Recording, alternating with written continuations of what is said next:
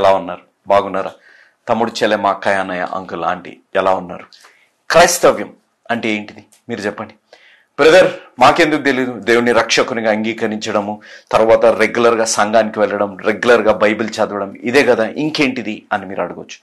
క్రైస్తవ్యము అనేది రక్షణ పొందడమే కాదు, క్రైస్తవ్యం అనేది జీవించడం కూడా అనేది మనం గ్రహించాలి. దేవుడు ఒక పాపిని రక్షిస్తారు, కానీ ఒక పాపి పరిశుద్ధుడిగా నటిస్తున్న వాడుగా ఉన్నవాడిని దేవుడు రక్షించాలి. మీరు గమనించాలి.